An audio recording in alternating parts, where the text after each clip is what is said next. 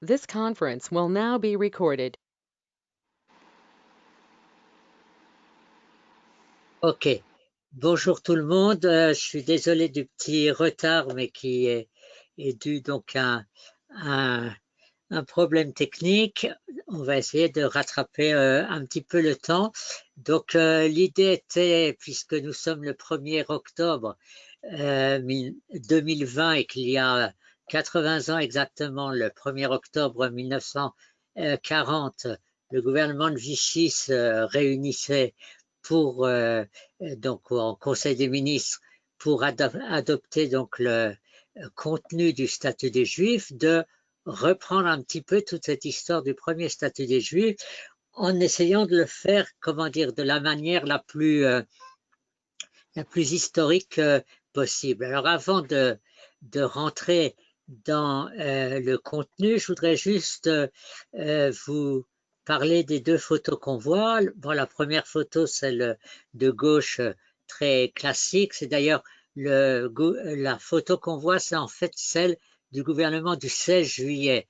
C'est-à-dire que, par exemple, Végan, qui est juste à côté de Pétain, au moment où le statut est adopté, lui, il est déjà en train de partir pour l'Afrique du Nord, puisqu'il a perdu son poste de ministre, mais il a été nommé pour être le représentant de Vichy en Afrique du Nord, où il fera un travail extrêmement important, puisqu'il va mettre en place toute la base de ce qui permettra à l'Afrique du Nord, à partir de novembre 1942, d'être prête à accompagner les Alliés pour participer au retour donc dans la guerre, et de ce point de vue-là, il a eu un rôle extrêmement important. Bon, on peut voir de l'autre côté de Pétain, donc à la droite de Pétain, donc à gauche pour nous, Pierre Laval, très reconnaissable avec sa cravate blanche et puis toujours un petit peu mal habillé comme ça, et un petit peu vers le fond, là à gauche, avec sa casquette, l'amiral Darlan, qui pour le moment finalement n'a pas un poste très très central dans le gouvernement, et c'est seulement peu à peu qu'il va réussir à se débarrasser un peu de ses concurrents et à devenir, à partir de février 1940, celui qui va dominer le gouvernement. Il y a quelqu'un qui a gardé son micro ouvert, et donc c'est quelqu'un qui a un prénom qui commence par S. Voilà, merci. Et alors, ce qui est encore plus intéressant, c'est le journal de l'autre côté. C'est un journal dont je vais reparler tout à l'heure. Le matin, c'était un journal collaborateur, on peut l'appeler comme ça. Il est le premier journal à être reparu après la défaite et la catastrophe. Il reparaît dès la dernière semaine de juin 1940. Il va être extrêmement proche de l'administration allemande. C'est un journal qui restera en zone occupée, et donc qui flirtera beaucoup aussi bien avec les Allemands qu'avec l'antisémitisme. Mais si j'ai mis cette illustration, c'est pour deux raisons. La première raison, c'est que on voit très bien que c'est un journal antisémite, parce que vous voyez que c'est marqué le statut des Juifs, et en dessous, Israël est désormais exclu de toute fonction publique. Tout journal ou tout discours dans lequel on désigne les Israélites de France, puisque c'est comme ça qu'on les appelle à ce moment-là, sous le mot global d'Israël, c'est toujours en fait quelque chose qui nous confirme que on est vraiment dans l'antisémitisme classique français. Mais ce qui est encore plus intéressant de ce point de vue-là, c'est que vous voyez que en dessous, vous avez une petite image, je ne sais pas si vous arrivez à voir sur votre écran, où c'est marqué entreprise juive. Or,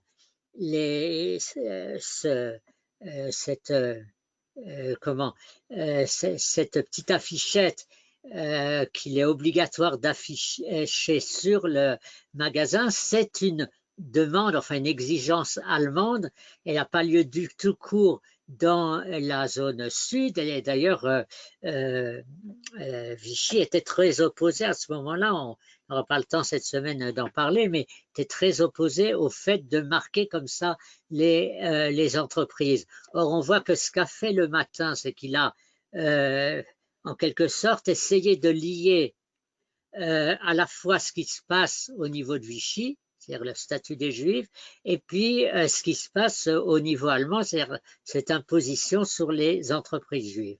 Ça, c'est donc la manière de jouer sur deux faits dont on ne sait pas très bien pour le moment, en tout cas, s'ils sont liés ou non, et on va en reparler, et essayer de, pour les lecteurs, de faire croire qu'il s'agit du même antisémitisme et de la même chose. Et puis, si vous regardez, mais là, à mon avis, vous ne pouvez pas le voir parce que c'est vraiment écrit en tout petit, c'est au-dessus du mot promulgué. Vous voyez, dans la phrase le statut des Juifs est promulgué, eh bien, vous avez la date du journal. Or, quelle est la date? La date est le 19 octobre. Donc, ça n'a rien à voir ni avec le 1er octobre, qui est le Conseil des ministres, ni avec le 3 octobre, qui est toujours avancé comme la date du statut des Juifs, et on verra que c'est inexact. Mais pourquoi le 19? Parce que c'est seulement la veille, le 18, qui est paru au journal officiel, le texte du statut des Juifs. Et donc là, il y a toute une interrogation de savoir pourquoi si le Conseil des ministres a lieu le 1er octobre, et que c'est au cours de ce Conseil des ministres que le texte est effectivement adopté, pourquoi est-ce que c'est seulement presque 3 semaines après que le statut va apparaître? C'est une des questions que l'on va devoir aborder. OK. Alors, on va maintenant passer à la diapo suivante, si j'arrive, voilà. Alors, quelques points d'introduction. Et c'est les petits points que j'ai marqués sont importants pour moi. La première chose, c'est que ce que je vous présente là est en fait une partie du deuxième chapitre du livre que je suis en train d'écrire, qui est un livre qui est centré sur les rafles de l'été 42, mais qui refait en même temps toute l'histoire de l'antisémitisme de Vichy depuis donc la défaite, juin 1940, jusqu'à ce qui se passe au cours de l'été 42 avec les 3 grandes rafles, puisque vous savez qu'il y a eu en réalité 3 rafles en France.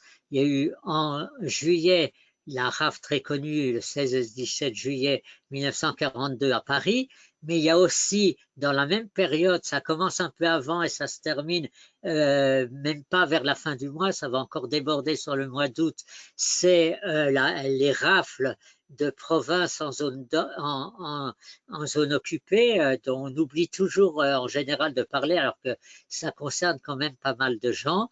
Et la troisième rafle, qui est pas seulement une rafle, qui est aussi une arrestation et déportation des gens de la zone sud vers la zone nord, qui a lieu donc pendant le mois d'août 1942. Donc c'est là-dessus que porte le livre qui va paraître en principe en 2021 et en principe aux Belles Lettres, mais je pense que d'ici là on saura un peu mieux ce qui se passe. Ça c'est la première chose. La deuxième chose, c'est que ce que j'essaie d'expliquer, c'est que je me suis basé d'abord et avant tout sur les faits.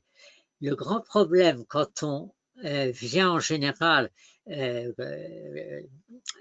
pour essayer d'analyser et comprendre ce qui s'est passé pendant l'occupation et ce qui s'est passé pendant le gouvernement de Vichy, c'est qu'on est tellement plein d'a priori, on est tellement certain que les choses se sont passées comme ça parce que ça fait des années qu'on entend répéter finalement le même discours, qu'on oublie de regarder les faits et qu'on va directement, je dirais presque aux conclusions.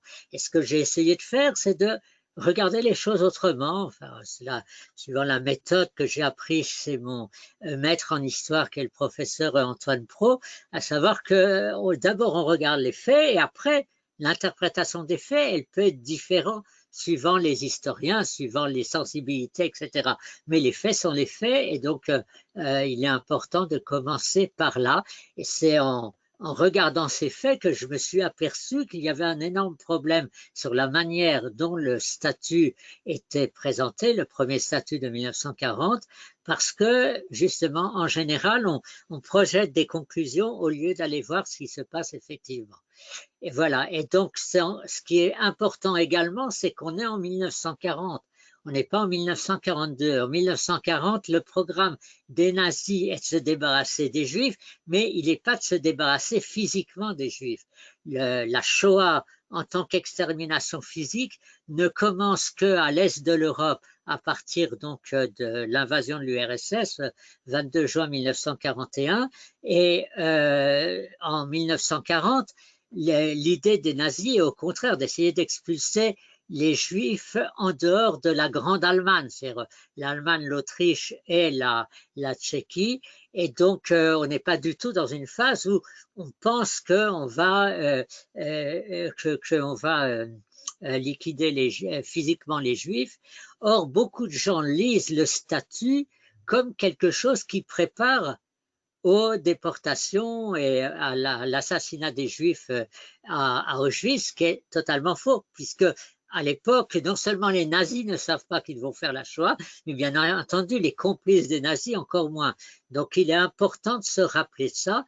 Il y a peut-être des fantasmes dans la tête de Hitler, par exemple, mais c'est même pas tellement sûr. On a une déclaration très connue de Himmler, qui va être vraiment celui qui sera au centre de la solution finale et qui, en mai 1940, déclare que c'est dommage qu'ils ne sont pas des fanatiques comme les soviétiques, comme ces barbares qui sont à l'Est, etc. Et donc, à cause de ça, on ne peut pas liquider physiquement les Juifs. C'est-à-dire que Himmler dit exactement le contraire de ce qu'il va faire à partir d'un an plus tard. Donc, c'est important là également de mettre les choses dans l'ordre, de tenir compte de la chronologie. OK. Troisième chose, je me base beaucoup sur ce que Stanley Hoffmann a dit. Je veux dire que si je pouvais m'exprimer comme ça, je dirais qu'au cours de cette recherche, je suis tombé amoureux de Stanley Hoffmann et je regrette beaucoup de ne pas l'avoir connu personnellement. Stanley Hoffmann, qui était un grand historien, surtout un grand politologue, qui est né à Vienne, mais qui a grandi en France et qui est parti ensuite, après avoir fait Sciences Po, il est parti aux États-Unis et il a fait toute sa carrière à Harvard. Mais en même temps, au centre de sa carrière, il y avait toujours cette espèce d'intérêt, de préoccupation pour l'histoire de France. Donc, il a écrit beaucoup là-dessus. Il était aussi le professeur de Paxson. Qu'est-ce qu'il y a ? Et il était également le professeur de Paxson, et donc il y a là quelque chose qui est intéressant lui-même, mais c'est quelque chose que j'aborde ailleurs dans mon livre.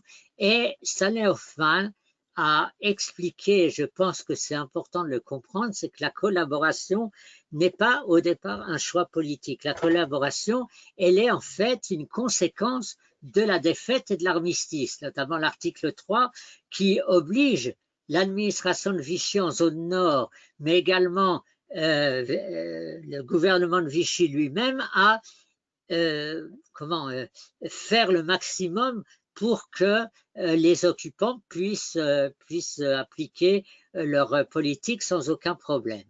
Et entre parenthèses, j'ai mis en illustration, vous voyez, un portrait de Stanley Hoffmann, mais avec un tout petit extrait de l'interview qu'il avait donnée à France Inter en 2011. Et vraiment, je vous conseille, si vous avez du temps et que vous avez envie d'entendre des propos intelligents, d'aller écouter Stanley Hoffmann, qui parle de plein de sujets, bien entendu. Mais la première des 5 émissions est justement consacrée à son approche de Vichy.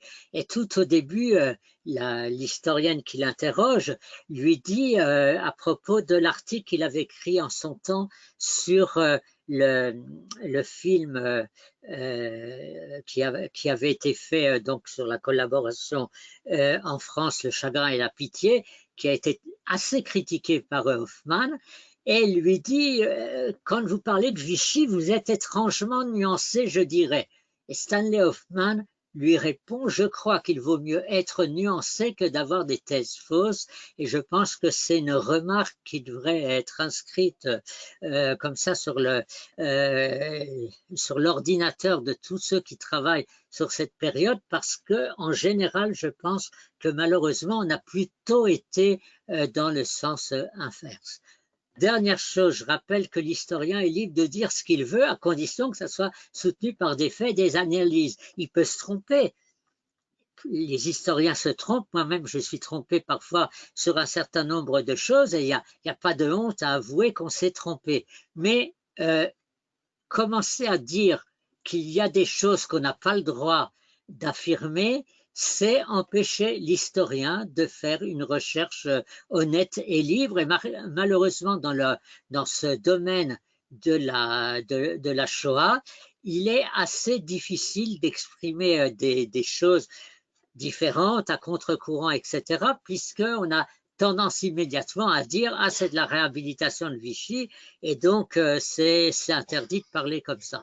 Donc je pense que c'est important donc de se rappeler de cette de ce principe de base, que l'historien peut tout dire. Après, s'il s'est trompé, il doit l'avouer, mais il peut essayer de mener sa recherche dans le sens où il veut. Alors, ceci étant posé, je suis désolé d'avoir pris tant de précautions, mais c'est parce que, vu le sujet qu'on traite, on est quand même obligé un petit peu de prendre ces précautions. Donc, nous allons essayer de comprendre ce qui s'est passé en 1940. Et la première question que je me suis posée, c'est: en été 1940, est-ce que le régime de Vichy est antisémite? Parce que ce qui se passe en général avec la plupart des historiens, c'est qu'il y a une évidence de l'antisémitisme de Vichy. C'est une évidence qui repose sur la suite de l'histoire, c'est-à-dire à partir effectivement du 30 mars 1941, lorsque Xavier Valade va devenir le premier commissaire général aux questions juives. Alors il y a vraiment un antisémitisme assez marqué qui va se faire pardon, qui va se faire et avoir lieu du côté de Vichy, mais ça, c'est beaucoup de mois plus tard. Pour le moment, en été 1940, est-ce que, comme tout le monde le dit, est-ce que Vichy est antisémite depuis le premier jour de son existence, ou est-ce que les choses sont peut-être plus nuancées? Alors, je prends deux exemples qui sont en général des exemples amenés par beaucoup de mes collègues. Le premier exemple, c'est celui de la loi du 22 juillet 1940 sur donc la révision des nationalités, sur lequel Claire Zalk a fait un livre extrêmement intéressant, qui était d'abord une thèse de HDR. Et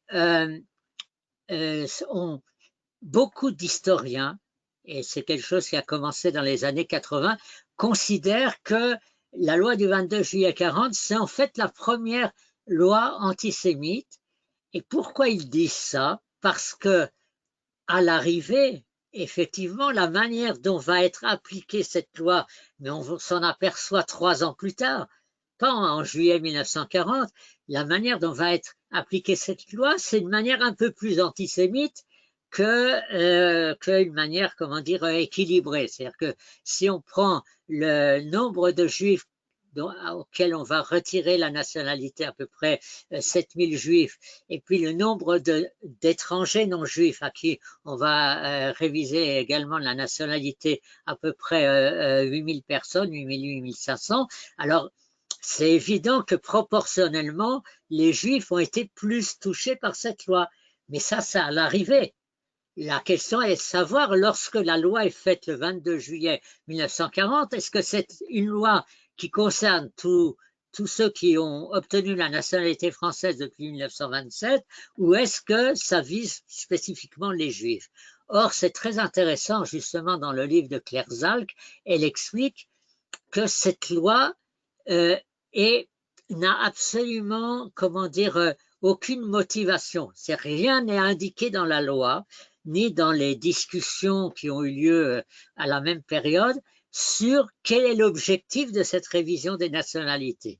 Elle a vraiment une portion de texte extrêmement intéressante, et donc c'est parce que Vichy pense que la Troisième République a été trop libérale que donc ce gouvernement considère qu'il faut réviser les nationalités, mais c'est, comment dire, une idée générale.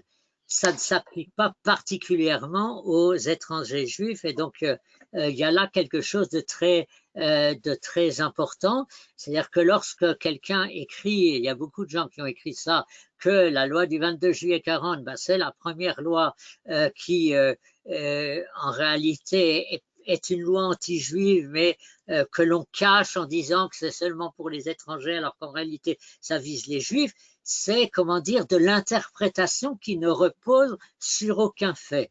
Or, il y a une telle obsession, et je m'excuse peut-être d'utiliser ce mot, mais c'est vraiment ça, il y a une telle obsession de la question juive lorsqu'on regarde cette période qu'on finit par oublier que Vichy s'est occupé de beaucoup d'autres sujets que le seul problème des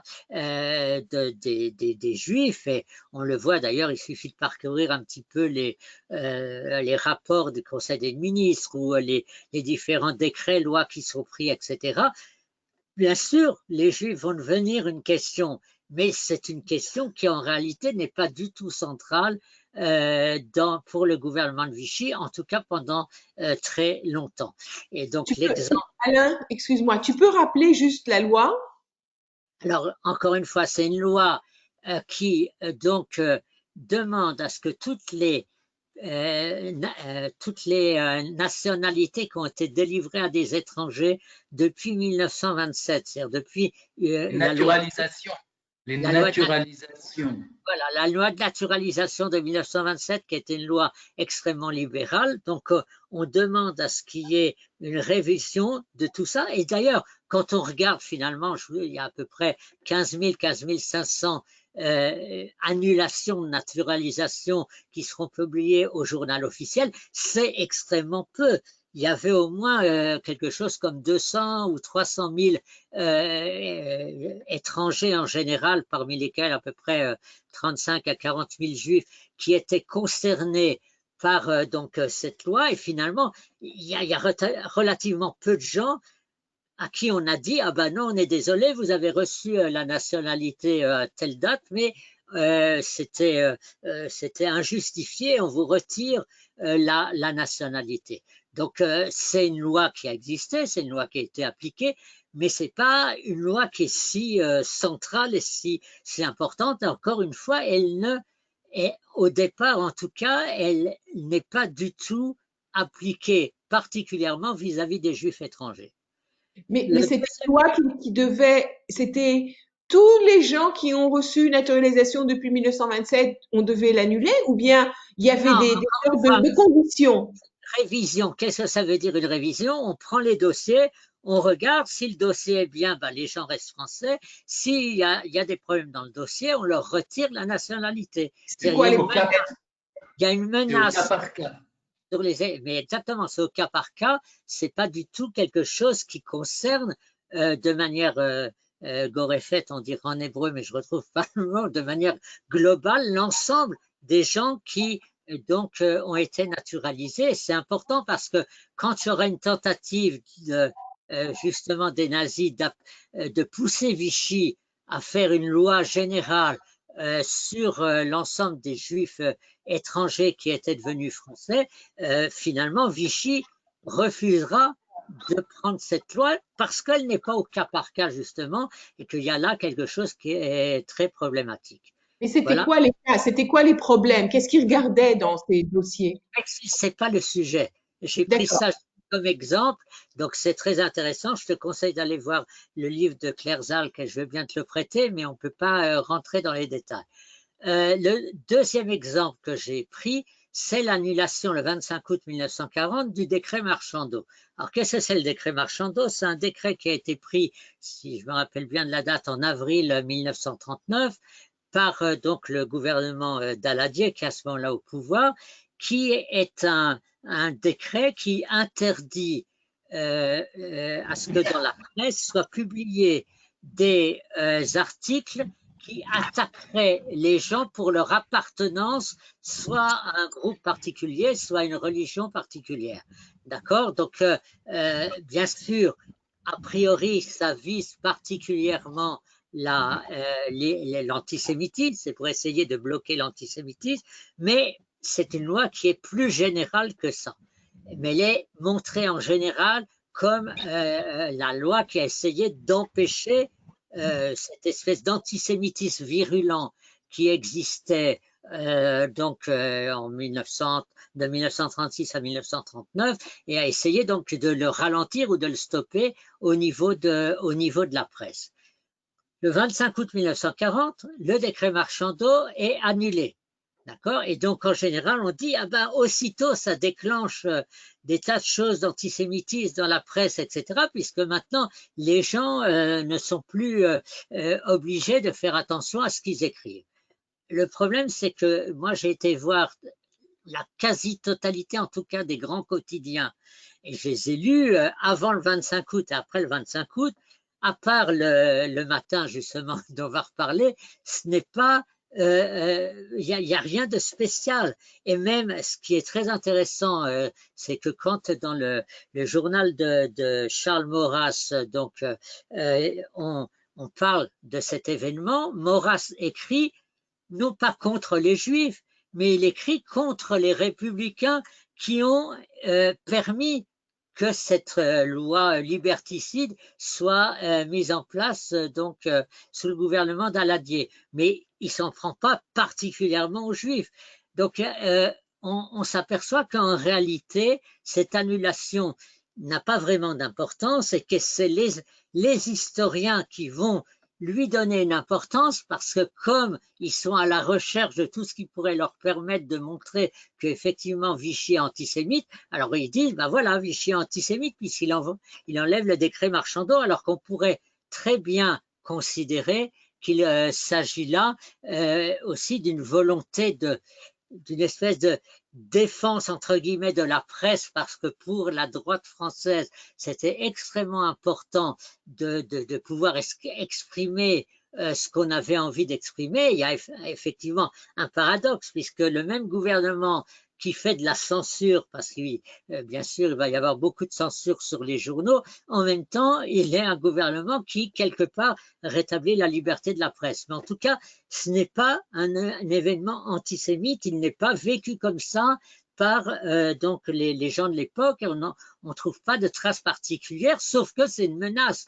Bien entendu, c'est une menace, mais plus que ça, il n'y a rien en fait de concret. Et ça, c'est quelque chose de très intéressant quand on essaye un peu de faire le bilan de cette période de l'été 1940, c'est que contrairement à ce qui est dit, et que ça serait une période où il y aurait beaucoup d'antisémitisme, et en général, ce que font beaucoup d'historiens, c'est qu'ils prennent l'ambiance des années 1936-1939, où il y a vraiment un antisémitisme extrêmement fort, et ils le projettent sur cette période de l'arrivée de Vichy au pouvoir. Or, en réalité, on n'est plus du tout dans la même ambiance. Hein, c'est intéressant, par exemple, Laurent Joly, qui pourtant a des opinions qui sont plutôt anti-Vichy et qui, à mon avis, va souvent un peu trop loin, mais il a fait une étude très intéressante sur le journal L'Action française, donc le journal de Charles Maurras, et il dit lui-même, il écrit lui-même dans son article que et pendant la guerre, c'est-à-dire les quelques mois avant la défaite, et ensuite pendant les quelques mois qui suivent ça, eh bien à cause de l'esprit d'union nationale, d'union sacrée, du même sorte que ce qui existait au moment de la Première Guerre mondiale, eh bien, il n'y a pas énormément d'antisémitisme. Et donc, on est dans une période où certains juifs et même certains non-juifs craignent qu'il y ait beaucoup d'antisémitisme à cause de l'ambiance, etc. Mais en réalité, dans la réalité des faits, on est dans une ambiance qui est relativement calme. Et ça, si vous voulez, c'est le problème, donc d'essayer de regarder les choses telles qu'elles sont et non pas les choses telles qu'on pense qu'elles sont. Alors, si je regarde pendant cet été 1940, finalement, quels sont les groupes de l'anti-France qui sont visés par Vichy? Je trouve 6 catégories. La première, c'est bien sûr les étrangers, c'est immédiat. C'est-à-dire que les étrangers, ils viennent voler le pain des Français, il y en a trop, etc., etc. Donc, il y a des mesures immédiates contre les étrangers. La première, c'est lorsque on dit qu'on ne peut pas être fonctionnaire lorsque son père n'est pas français. C'est-à-dire il faut être né d'un père qui était lui-même citoyen français pour pouvoir être fonctionnaire. C'est la première loi qui amène un peu cet esprit contre un certain nombre de groupes. Et ça, c'est tout de suite, c'est au mois de juillet, le 17 juillet. Le deuxième groupe qui est visé, c'est bien sûr les responsables de la défaite, essentiellement les politiciens, et c'est pour ça que c'est pendant l'été qu'on va commencer et arrêter une partie de ces responsables de la défaite et à commencer à prévoir leur procès, ce qui aura lieu plus tard.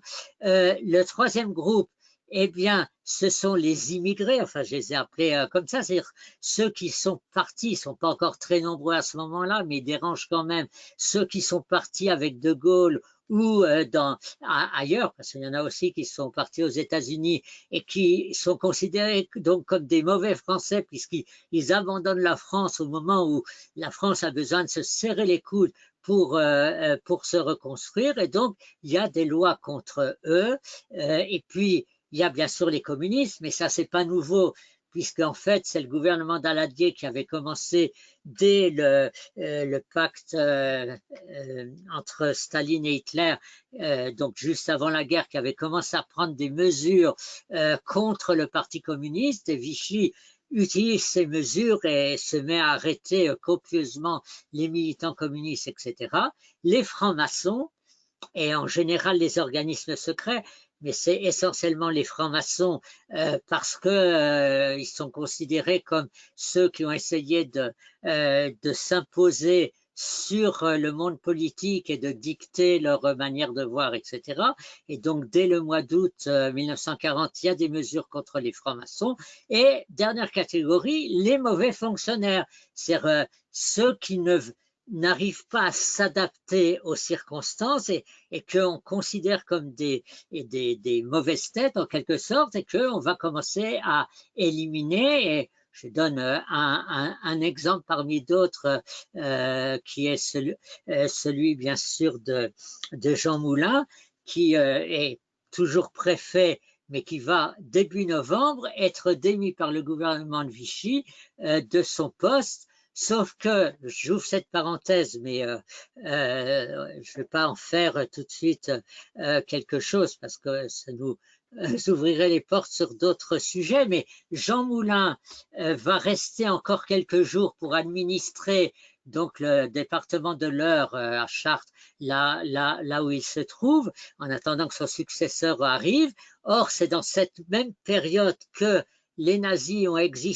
exigé des préfets qu'ils les aident à faire le recensement des Juifs, et Jean Moulin va, comme un bon, un bon préfet bien obéissant, un bon fonctionnaire, transmettre aux Allemands dans la période justement où il sait qu'il est déjà démissionné, mais où il reste encore officiellement en place, il va transmettre le nom des Juifs de son département aux Allemands, ce qui montre à quel point on peut être le futur chef de la résistance en France et en même temps avoir une telle mentalité de fonctionnaire qu'en automne 1940, on ne voit pas pourquoi on n'appliquerait pas les ordres que les Allemands ont imposés. Voilà. Alors, jusqu'au mois d'octobre, il n'y a pas une seule mesure gouvernementale contre les Juifs, il n'y a même pas de discussion. Il y a des échanges informels, mais il n'y a aucune discussion officielle. on va voir jusqu'au début septembre, sur la question juive. C'est-à-dire qu'encore une fois, les Juifs ne sont pas un sujet dans les débuts de Vichy. Et donc, quand on dit, oui, tout de suite, la Révolution nationale, elle est d'abord antisémite, eh ben non, c'est pas exactement comme ça que les choses se sont passées. Alors, il y a en général, les historiens amènent un témoignage de quelqu'un qui s'appelait Charles Pomarez, qui était un homme politique qui se trouve avoir été ministre du Travail, puis ministre de l'Intérieur dans la Troisième République finissante et dans le premier gouvernement de Pétain. Et donc, Charles Pomarez a laissé un témoignage. En 1968, il sort un livre qui s'appelle Le Dernier Témoin, et là-dedans, il dit que le lundi 1er juillet, eh bien, il a eu un rendez-vous avec Pétain, et qu'avant d'entrer chez Pétain, eh bien, il a discuté avec notamment celui qui va devenir sans doute assez central dans l'élaboration du statut des Juifs, donc qui est Alibert, qui pour le moment est comment dire, le secrétaire général de Pétain, mais qui va devenir en fait le ministre de la Justice. Et Alibert, avec un de ses adjoints qui s'appelle Foréau, lui raconte qu'ils sont en train de préparer un texte aux petits oignons contre les Juifs, d'accord? Alors d'abord, on sait que Pomarez détestait Alibert et qu'il y a donc des chances pour que son témoignage ne soit pas complètement objectif. En plus de ça, il y a une erreur de date, parce qu'il parle, si je me rappelle bien, parce que je n'ai pas été revoir les choses, mais il parle du lundi 1er juillet. Or, le 1er juillet n'était pas un lundi, il était un dimanche. Donc, et ça ne peut pas être le lundi, parce que le lundi, c'est le jour où le gouvernement a déménagé de Clermont-Ferrand vers Vichy, et donc on ne voit pas très bien comment la discussion que rapporte Pomarez aurait pu se faire à ce moment-là, et si elle s'est faite la veille le dimanche, ben, ce n'était pas le 1er juillet, donc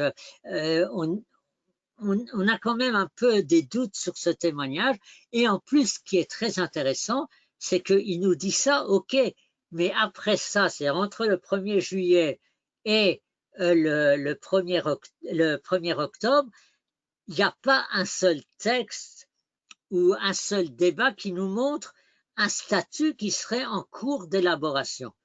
D'accord? C'est-à-dire qu'il y a, comment dire, un manque comme ça de continuité, parce que si effectivement Alibert est déjà en train de préparer un statut des Juifs, ça aurait dû laisser des traces. Surtout qu'il faut bien se rendre compte que ces gens-là qui sont au pouvoir, qui viennent d'arriver au pouvoir avec Vichy, etc., ils n'ont rien à cacher. Ils n'ont rien à cacher parce qu'ils sont persuadés qu'ils arrivent au pouvoir pour des années et que de toute façon ils ont raison et que l'histoire leur donnera raison, etc. Donc on ne voit pas très bien pourquoi ils auraient dissimulé des choses. Donc ça, c'est une vue de l'esprit, parce que nous, on a l'impression que Vichy devrait avoir honte du statut des Juifs, et donc comme Vichy devrait avoir honte, on pense que Vichy avait honte. C'est plus compliqué que ça. Donc le témoignage de Charles Pomarez, finalement, ne nous dit pas vraiment quelque chose sur l'élaboration du statut des Juifs. Et après, il y a tout un ensemble de petits points qu'il est important d'aborder, parce que ça fait partie finalement de la complexité de l'époque. La première chose, c'est qu'il y a vraiment dans certains milieux, notamment les milieux proches du consistoire et également les milieux proches de l'Église et notamment du cardinal Gerlier, la peur que des lois soient prises contre les Juifs.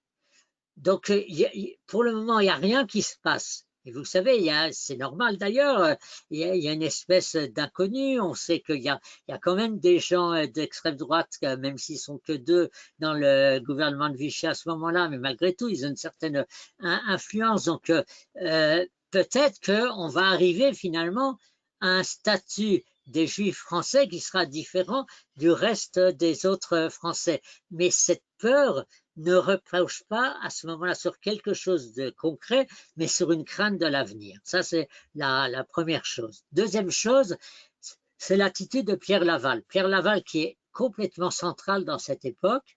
Or, Pierre Laval, comment dire, on a l'impression qu'il est un peu schizophrène sur la question juive, puisque d'un côté, dans ses rencontres avec les occupants lorsqu'il va à Paris, qui rencontre des tas de gens, l'ambassadeur allemand à Betz ou d'autres gens, eh bien, on a l'impression qu'il est en train de faire une législation antisémite et il leur dit oui, bien, etc. Or, si on va bien voir ce que dit Laval à ses interlocuteurs allemands, excusez-moi de l'expression, mais c'est du flanc. C'est-à-dire que Laval, qui était toujours comme ça, puisque en général, il pensait qu'il fallait dire ce que les gens avaient envie d'entendre et puis faire ensuite ce que lui pensait être bien, Pierre Laval abuse complètement ses interlocuteurs allemands et en réalité, il n'y a aucune mesure qui sont prises. Et moi, je regrette beaucoup que certains historiens, dont certains que j'apprécie beaucoup, utilisent ces déclarations soit de Laval, soit d'autres ministres quand ils sont en zone nord pour dire, ben voilà, vous voyez bien, il y a de l'antisémitisme. Mais pour comprendre Vichy, il faut bien comprendre qu'en permanence, Vichy est obligé d'avoir une attitude officielle vis-à-vis des Allemands et d'essayer de faire des choses de l'autre côté. Donc l'attitude de Pierre Laval, elle est complètement par rapport à ça. Et quand il est à Vichy, il refuse à plusieurs reprises que l'on aborde la question juive et il dit d'ailleurs qu'est-ce qu'on vient m'embêter avec cette question-là, on a vraiment d'autres soucis et en plus on sait que Pierre Laval n'était pas antisémite, hein, contrairement à ce que par exemple Renaud Meltz a essayé de prouver dans son livre. Laval était xénophobe et même très xénophobe, mais il n'est absolument pas antisémite. J'amène dans mon bouquin un certain nombre de choses intéressantes sur ses relations avant la guerre avec les Juifs. Et il y a encore en mai 1940, c'est-à-dire un mois avant la défaite, Laval demande à celui qui est à ce moment-là au poste des affaires étrangères de bien vouloir intervenir parce qu'il y a un couple de Juifs qui a réussi à quitter la Pologne, mais ils sont coincés à Milan et donc ils ont besoin d'avoir un visa pour pouvoir rentrer en France. Et Laval intervient pour que le visa soit donné donc à ce couple de Juifs. Donc, je veux dire, c'est juste un tout petit exemple. Son secrétaire pendant les 15 années avant 1940 était non seulement un juif mais également un franc-maçon et d'ailleurs après le statut des juifs, Laval va s'arranger pour lui procurer un poste de trésorier receveur à Grasse près de Nice alors que c'est complètement interdit, c'est une des choses interdites par le statut des juifs. Et c'est ce qui sauvera, donc il s'appelle Stora, j'ai oublié son nom, mais c'est ce qui sauvera donc ce secrétaire de Laval ensuite pendant le reste de la guerre. Et de la même façon, on a l'impression que effectivement, non seulement Laval, mais la majorité des ministres n'ont pas véritablement de volonté antisémite. Ça ne veut pas dire qu'ils n'ont pas parfois des propos antisémites, ça ne veut pas dire que ce sont des gens qui sont tous obligatoirement des grands amoureux des Juifs et du judaïsme, mais ils ne pensent pas que c'est un sujet important. Alors vous voyez que je vous ai mis sur la droite là 2 extraits de journaux qui sont extrêmement intéressants.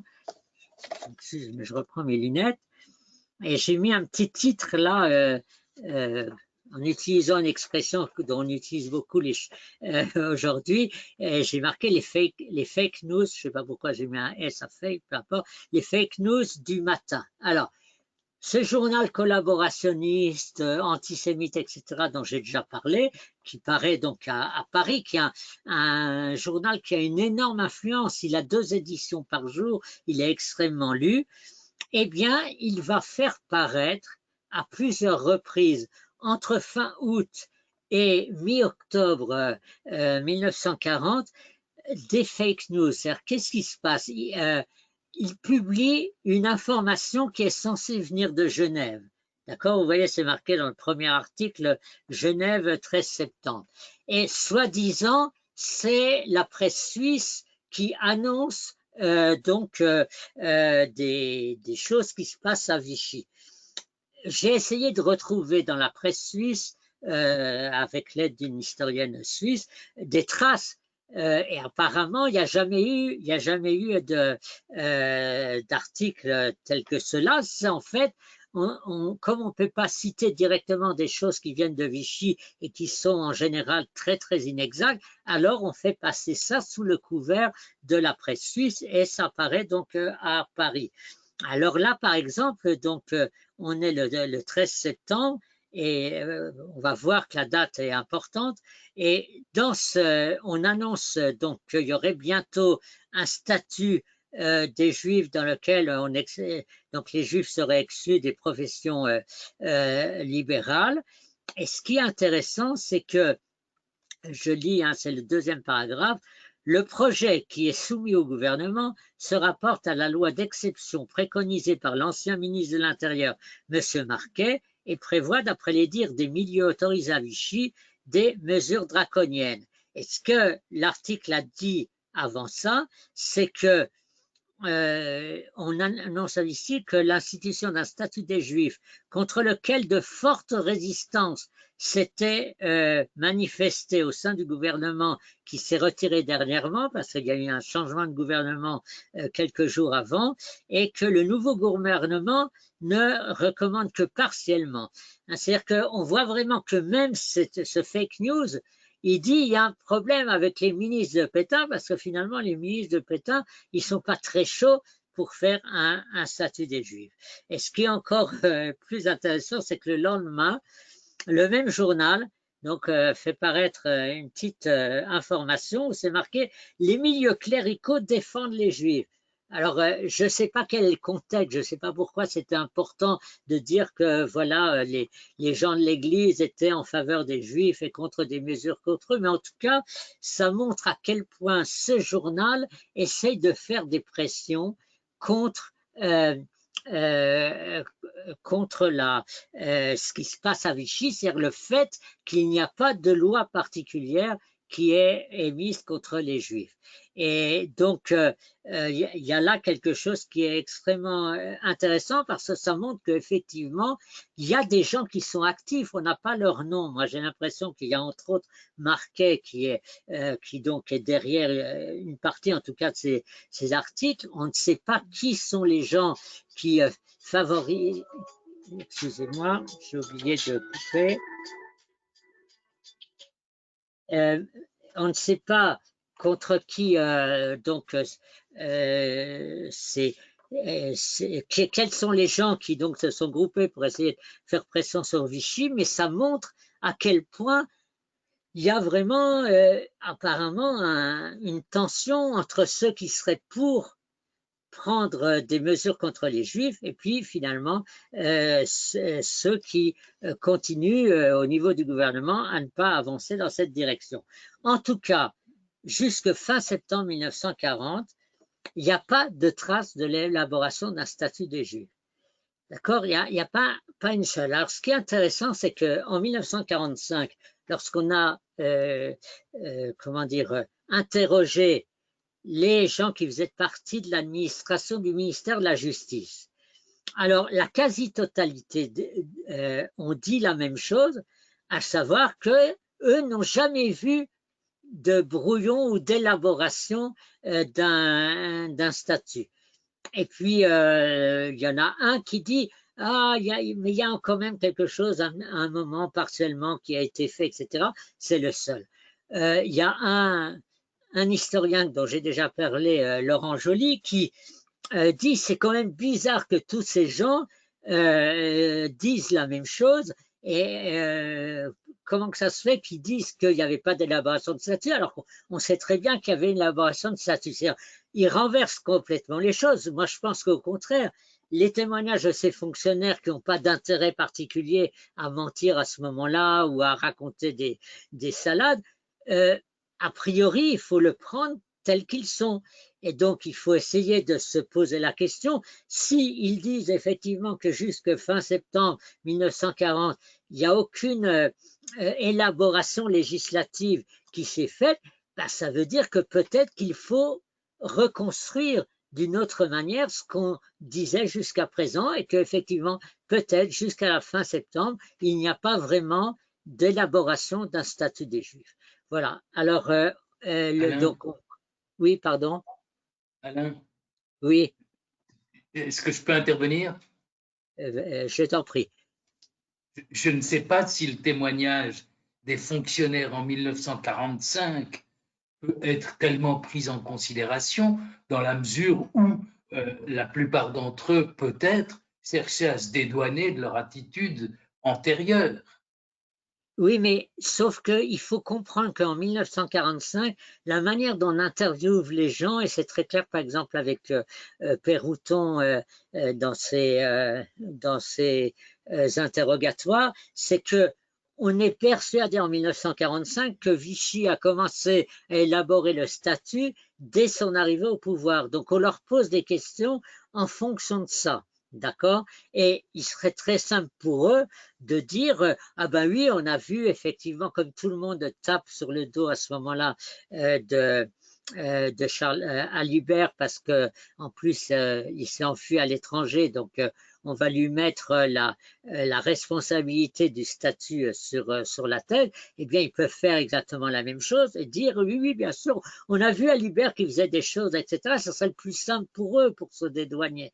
Or, qu'est-ce qu'ils disent? Ils disent on n'a rien vu. Et dire qu'on n'a rien vu, c'est pas très bien vu justement quand on veut se dédouaner. Donc moi je pense qu'il faut les prendre comme ils sont. Je pense qu'effectivement ces fonctionnaires n'ont rien vu puisque dans les archives on ne voit rien non plus. Alors bien sûr on n'a jamais toutes les archives, on ne connaît pas les choses. Si on trouve de nouveaux documents, alors ça permettra peut-être d'être plus précis.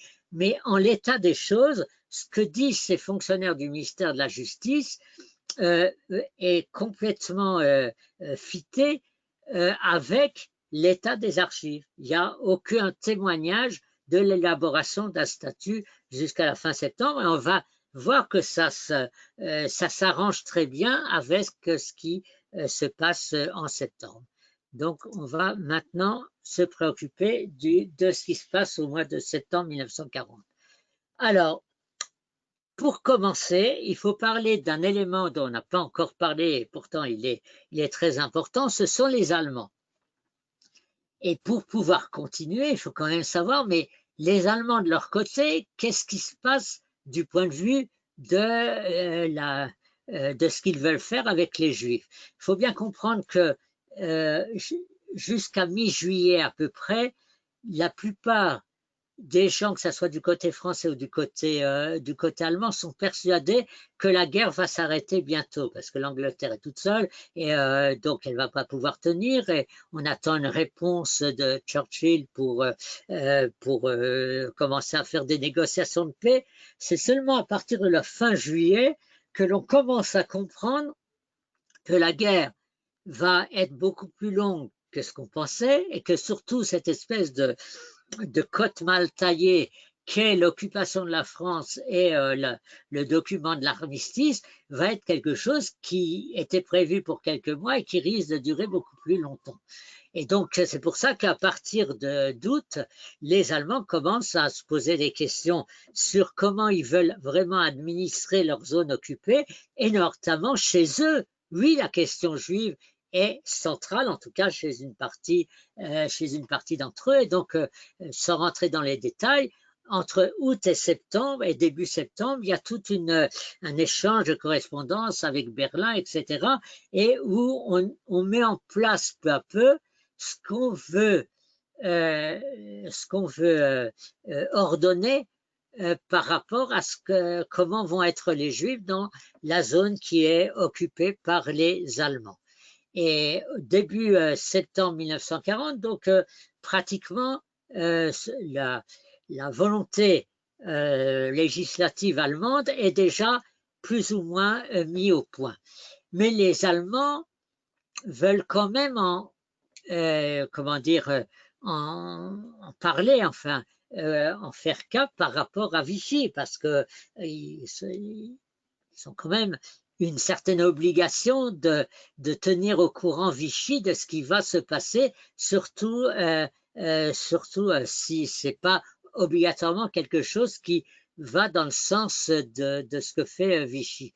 Et donc c'est pour ça que début septembre, le général de la Laurencie, qui est le délégué de Vichy à Paris, en zone nord, informe, je crois que c'est le 6 septembre si je me rappelle bien, 6 ou 7, informe le gouvernement français donc que les Allemands sont en train de mettre au point un texte contre les Juifs en zone nord, et il donne les points principaux. Ça, c'est aussi une erreur de certains historiens d'avoir pensé que jusque fin septembre, le gouvernement français ne savait rien des intentions allemandes. Or, on voit très bien que c'est le contraire. C'est-à-dire que les points principaux, qu'est-ce que les Allemands veulent faire contre les Juifs, eh bien, on le sait déjà. Et au Conseil des ministres du 10 septembre, on discute des informations qui ont été transmises par le général de la Laurencie, et on a le témoignage de 4 ministres, dont Baudouin, le ministre des Affaires étrangères, Alibert, le ministre de la Justice, Pérouton, le ministre de l'Intérieur, et Darlan, donc, qui est encore à ce moment-là le ministre de la Marine. Tous les 4 marquent, soit dans leurs journaux qu'ils tiennent à ce moment-là, soit dans leurs mémoires qu'ils écrivent juste après la guerre, que c'est la première fois qu'on a parlé des Juifs au Conseil des ministres. Avant le 10 septembre, ça n'a jamais été un sujet. C'est d'ailleurs pas le seul sujet, il y a beaucoup d'autres sujets ce jour-là, mais on va parler au passage de ce qui se passe en zone nord, avec et des informations qu'a transmis de la Laurencie. Et finalement, ce qui est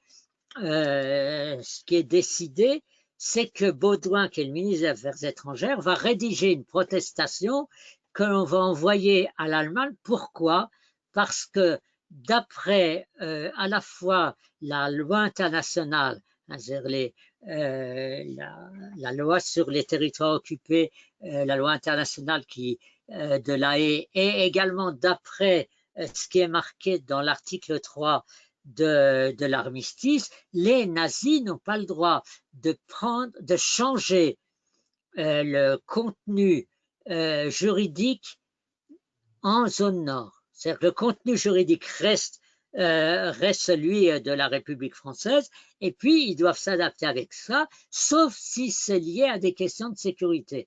Mais à ce moment-là, il n'y a pas de problème de sécurité particulier, bien entendu, avec les Juifs. Et donc, la réaction de Vichy, c'est d'abord et avant tout de défendre l'unité administrative de la France qui avait été garantie justement dans le texte de l'armistice, et donc de protester contre cette tentative de remettre en cause la législation française.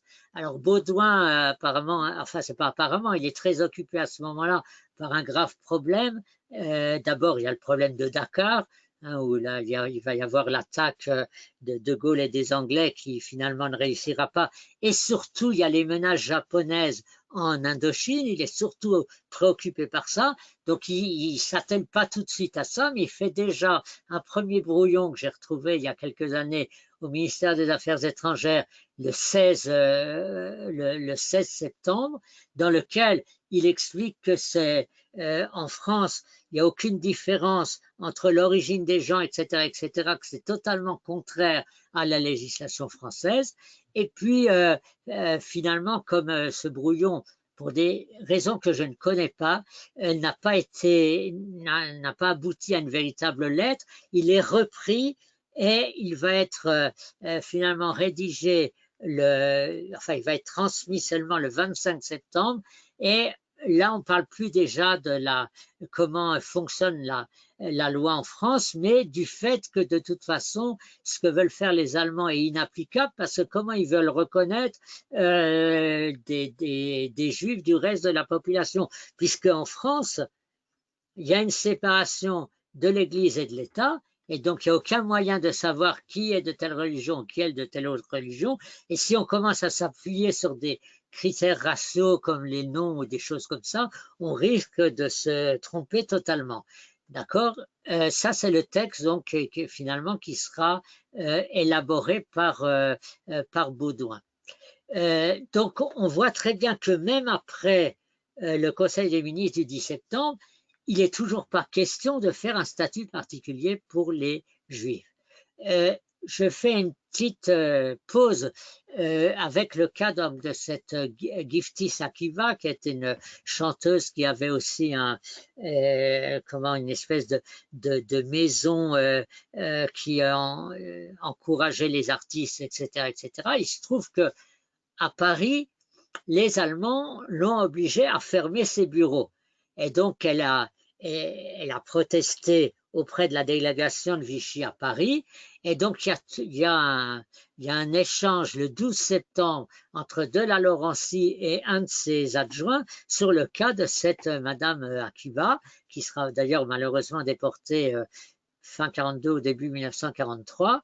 Et on voit que la réponse de la Laurencie, c'est de dire oui, les Allemands prennent de plus en plus de liberté pour essayer de mettre les Juifs hors la loi. Il faut absolument réunir le plus de cas possible pour qu'on puisse faire une protestation contre ça. Ça veut dire qu'un des plus hauts personnages en France, parce qu'être délégué de Vichy à Paris, c'est vraiment être pratiquement au rang de ministre, eh bien, dit le 12 septembre que c'est bien évident qu'en France, on ne fait pas de différence entre les Juifs et les non-Juifs, et que donc si les Allemands persécutent les Juifs, il faut qu'on fasse quelque chose pour intervenir. Et ça, je pense que c'est très intéressant, c'est un exemple qui nous montre que les mentalités à ce moment-là sont encore des mentalités qui sont imprégnées de cette égalité des citoyens devant la loi.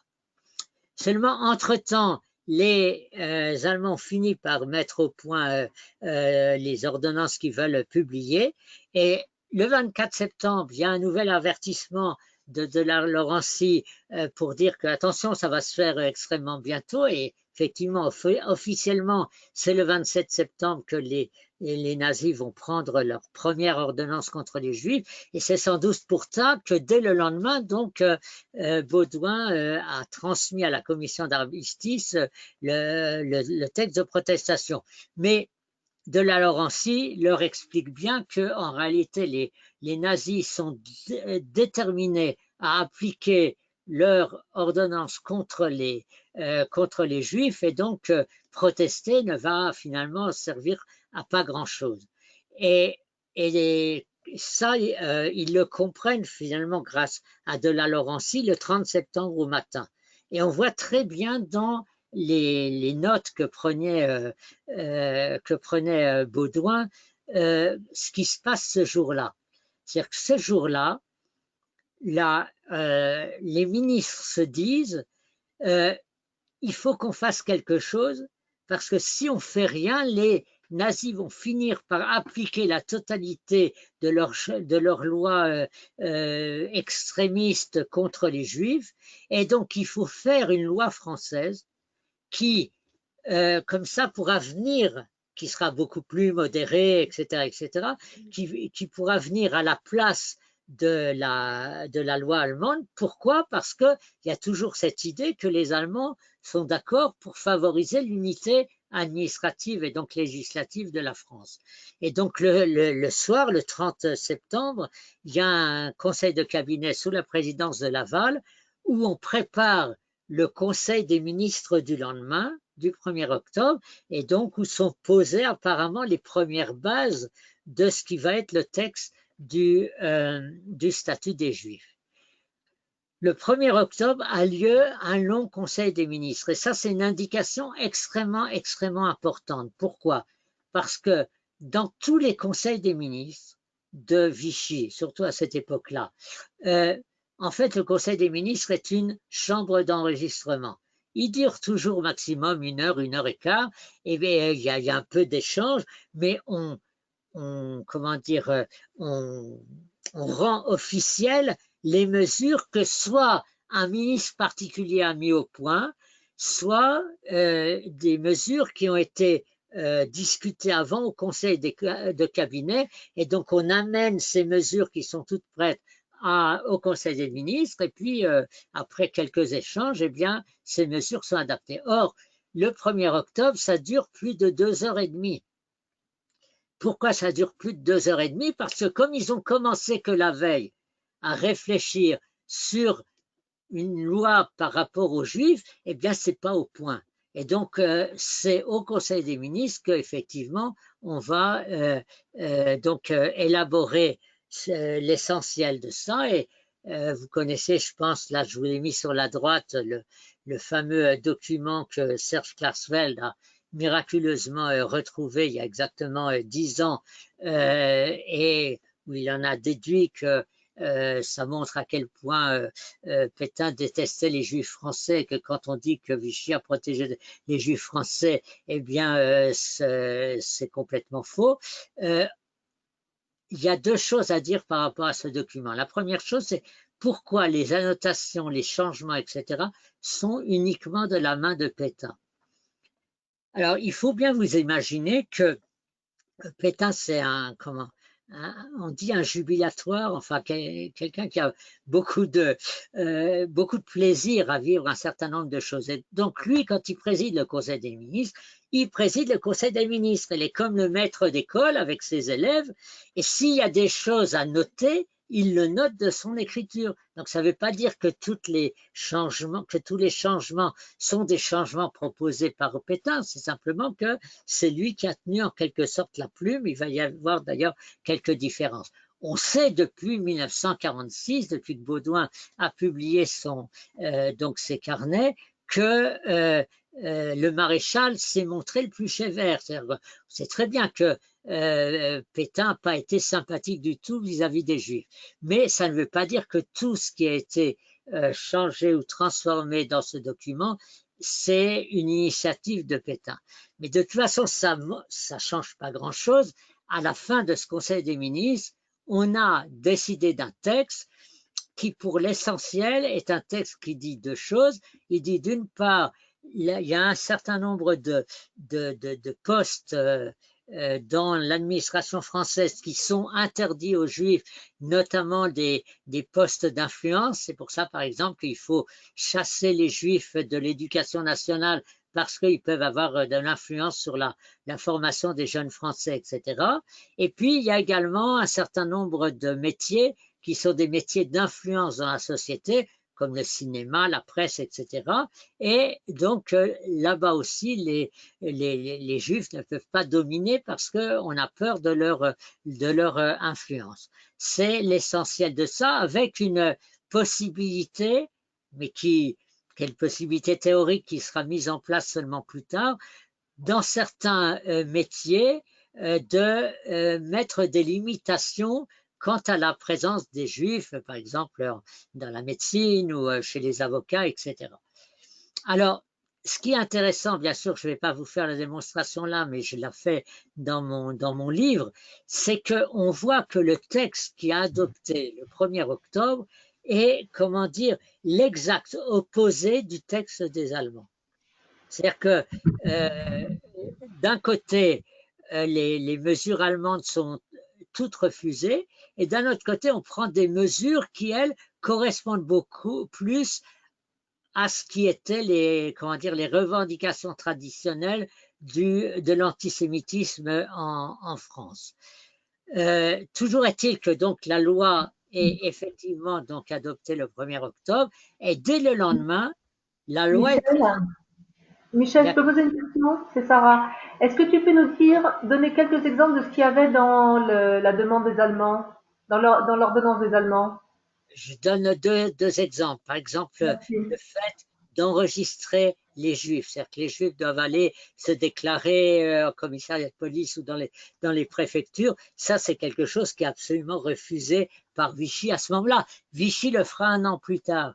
Mais c'est un autre Vichy, le Vichy de 1940, et quelqu'un qui veut limiter les possibilités des Juifs, mais leur conserve quand même leur liberté individuelle. Et un autre exemple, c'est sur les biens personnels des Juifs. C'est-à-dire qu'il n'y a pas de mesure économique contre les Juifs. Ça aussi, ça changera plus tard. Mais à ce moment-là, et d'ailleurs dans le communiqué, c'est ce qui sera indiqué par le gouvernement, c'est qu'il respecte les personnes et les biens des Juifs. Et c'est vrai. C'est-à-dire que c'est, de ce point de vue-là, un texte qui essaie de montrer que les Juifs sont des citoyens qui continuent à être comme les autres citoyens, sauf dans quelques domaines où là, effectivement, ils sont exclus.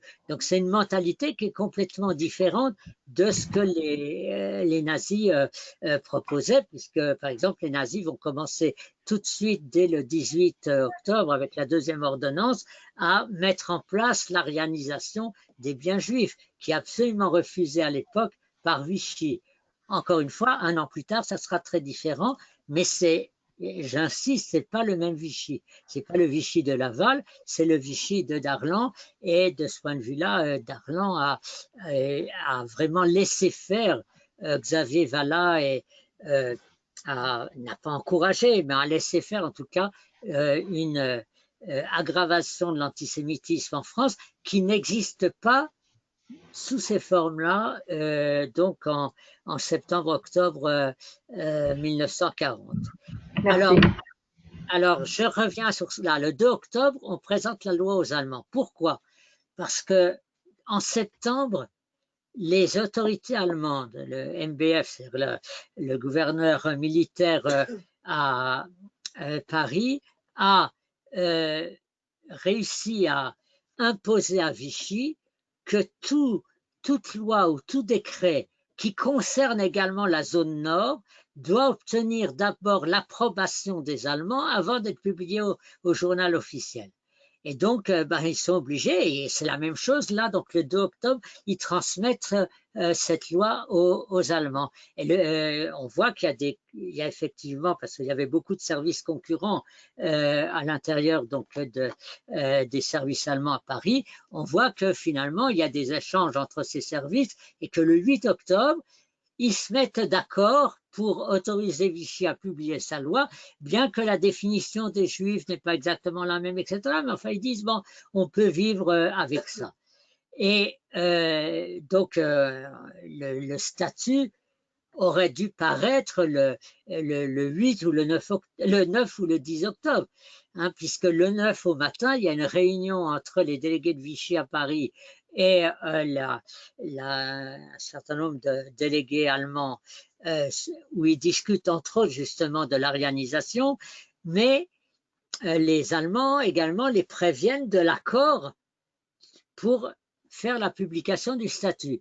Et donc, ça serait logique que le statut paraisse, peut-être pas le 9, mais en tout cas le 10, au maximum le 11 octobre dans le journal officiel. Or, ce qui est très bizarre, c'est qu'il va se dérouler encore plus d'une semaine jusqu'à sa parution. Et alors ça, c'est la chose la plus extraordinaire, c'est que lorsque les Allemands disent aux Français, bon ben voilà, on est d'accord avec votre statut, vous pouvez le publier, eh bien les représentants français disent non, on ne va pas le publier tout de suite parce que le gouvernement veut examiner de nouveau son projet de loi. C'est-à-dire que quelque chose auquel on n'avait jamais fait tellement attention arrive là, c'est-à-dire que le gouvernement de Vichy, encore le 9 octobre, n'est pas persuadé que c'est une bonne chose de publier le statut. Il y a apparemment des tensions qui existent au niveau de ce gouvernement et on a retrouvé récemment, grâce à, j'ai eu communication de ça grâce à deux historiens de Bordeaux, des échanges qui ont lieu le 12 et le 13 octobre entre Baudouin et l'adjoint de la Laurencie à Paris, où ils discutent justement de ça. Qu'est-ce qu'il faudrait changer dans le statut et où il y en a un qui dit à l'autre, mais moi je pense de toute façon qu'il ne faut pas publier le statut, mais ce qu'il faut faire, c'est une épuration de la fonction publique très sévère, mais sans qu'il y ait une loi comme ça générale. Et ça date du 12-13 octobre. 12-13 octobre, il y a encore des discussions au sein de la haute administration de Vichy et du gouvernement pour savoir est-ce que finalement c'est intelligent de publier ça, parce qu'ils se rendent très bien compte, à mon avis, à ce moment-là, que ce que vont faire les nazis, et c'est effectivement ce qu'ils feront, c'est qu'ils vont prendre leur propre ordonnance et ils vont prendre la loi de Vichy et ils vont appliquer les deux.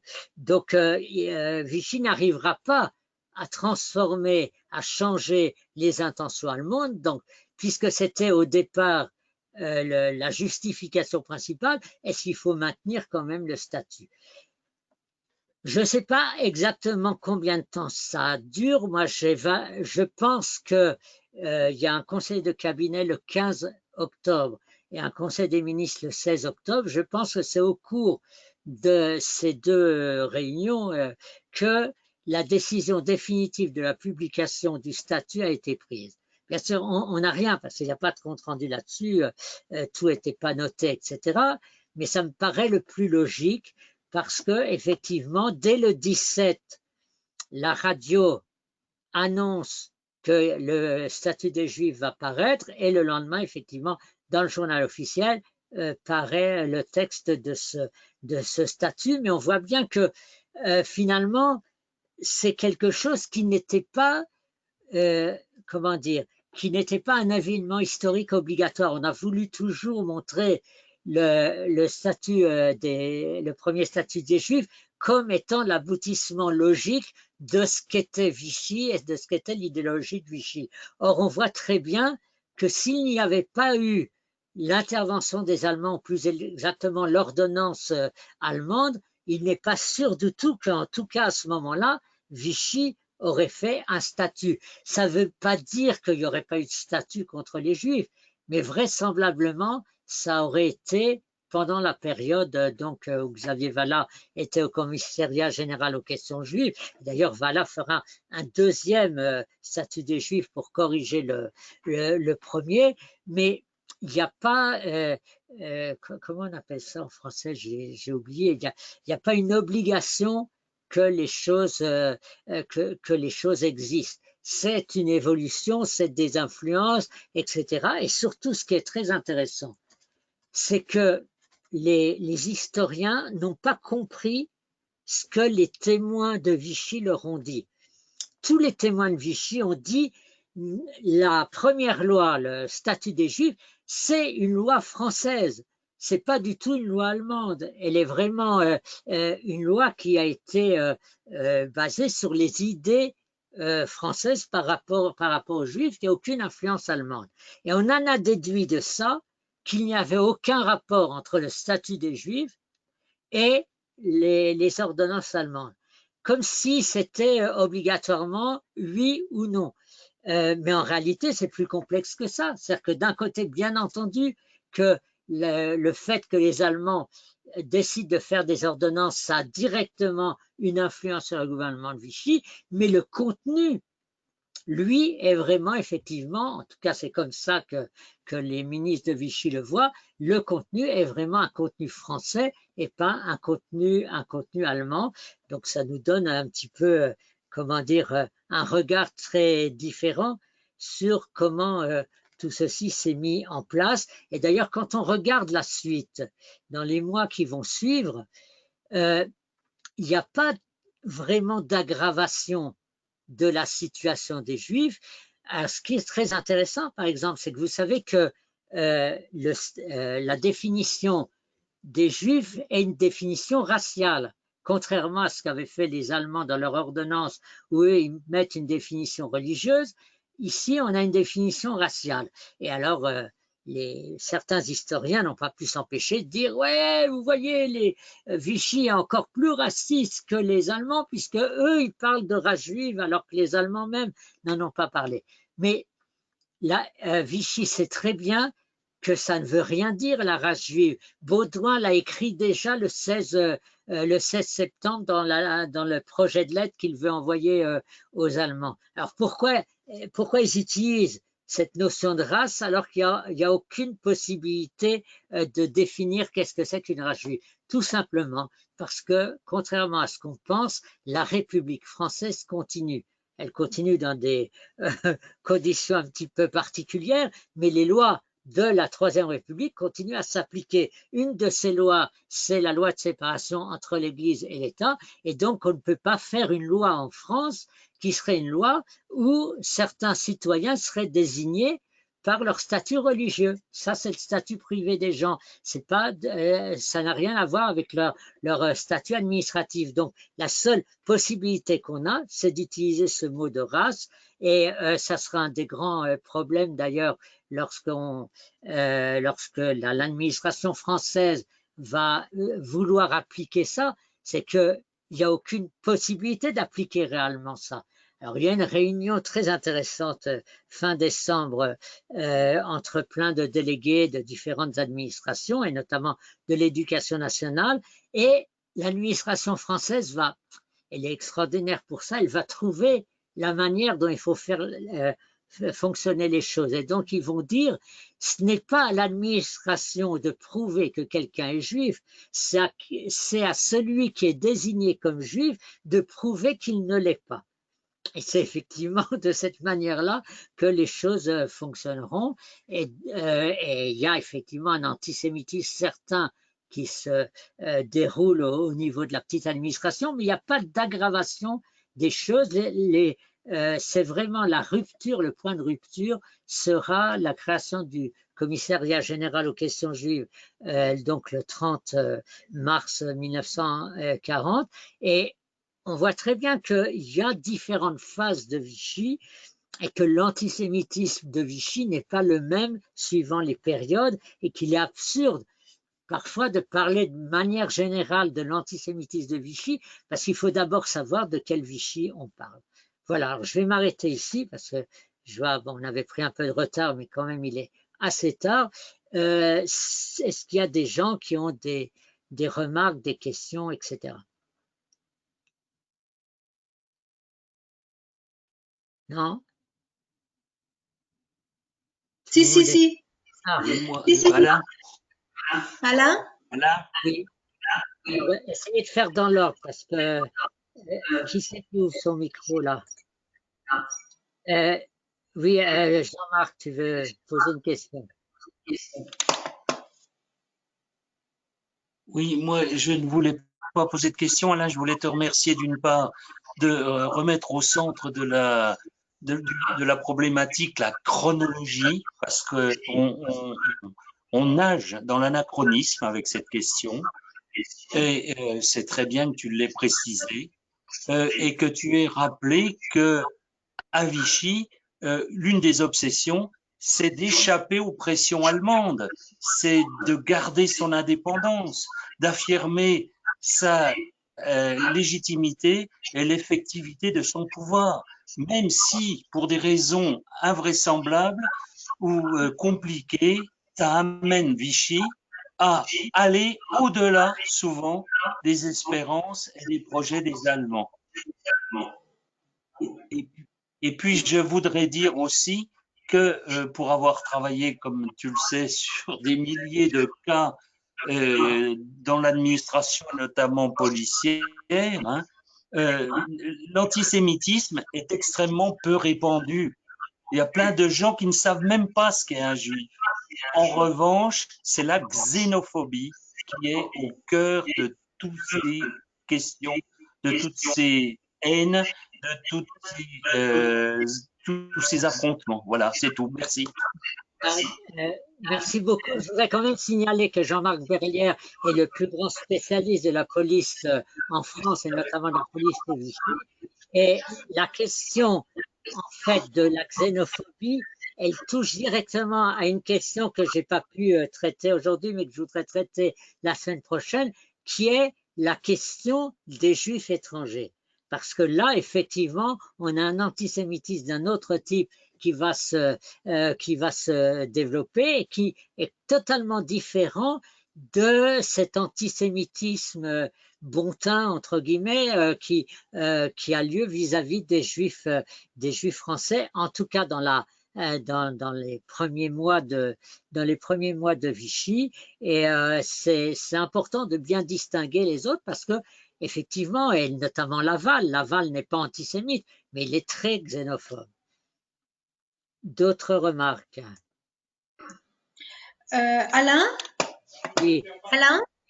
Oui, Oui, j'ai une question, mais peut-être qu'elle est trop vaste. Je sais pas si tu auras le temps. Tu as parlé de Vichy et j'aurais voulu savoir ce qui fait qu'on bascule de l'un vers l'autre. Alors, d'abord, il n'y a pas deux Vichy, il y a au moins Oui, quatre. Mais je dis ça rapidement comme ça. Il y a un premier Vichy qui est un Vichy relativement modéré et qui met en place beaucoup de choses et tout, qui est le Vichy jusqu'à l'arrivée de Laval au pouvoir, jusque fin février 1941. Et puis à partir où Darlan, j'ai dit Laval, je m'excuse, je voulais dire Darlan, excusez-moi. À partir du moment où l'amiral Darlan arrive au pouvoir, c'est un Vichy qui essaye d'avoir une politique de collaboration avec les Allemands beaucoup plus forte, d'où le fait que Vichy va accepter, bon gré mal gré, parce qu'il ne voulait pas tellement, mais finalement il accepte, de prendre des mesures beaucoup plus sévères vis-à-vis des Juifs et qui sont notamment la mise en place du commissariat général aux questions juives en mars 1941 et la création de l'UGIF qui est imposée par les Allemands donc à la fin de 1941. Donc c'est le problème de cette période. C'est une période où il y a une activité législative contre les Juifs qui est absolument énorme. Et tout d'un coup, et ça c'est le troisième Vichy, lorsque Laval revient au pouvoir en avril 1942, les choses se bloquent. Il ne revient pas en arrière, il ne va pas supprimer des lois anti-juives, mais il n'y a pratiquement plus aucune mesure, en tout cas en France métropolitaine, parce qu'il y a encore par exemple en Algérie, mais il n'y a plus aucune mesure contre les Juifs qui est prise, sauf le marquage des cartes d'identité fin 1942, mais qui est un engagement de l'amiral Darlan que Laval essaye de retarder au maximum, et ça on le sait parce qu'il y a une rencontre avec le consistoire le 11 novembre où un représentant de Laval explique au consistoire que c'est pas eux qui ont fait le choix, mais que c'est un engagement qu'ils sont obligés de respecter vis-à-vis des Allemands et qu'ils essayent de le retarder au maximum. Hein, mais en dehors de ça, les gens qui arrivent au pouvoir avec Laval ne sont pas des antisémites, ou en tout cas sont beaucoup moins antisémites que les gens de la période Darlan. Mais le paradoxe, c'est que c'est justement lorsque ces gens-là arrivent au pouvoir, y compris Bousquet, que tout d'un coup, les nazis vont basculer dans l'application de la solution finale en France, et donc ça va complètement rebattre les cartes. Puis, il y a un dernier Vichy à partir de fin décembre 1943 et tout le reste de Vichy jusqu'à août 1944, qui est le Vichy de Paris qui est arrivé à s'imposer grâce aux Allemands à Vichy et qui est en fait un Vichy là vraiment à la limite du fascisme, mais c'est la seule période où on peut désigner le gouvernement de Vichy comme étant proto-fasciste. Avant ça, c'est un gouvernement extrêmement conservateur en général, mais qui n'est pas du tout un gouvernement fasciste. Voilà, donc il y a au moins 4 Vichy différents. D'autres remarques, d'autres choses?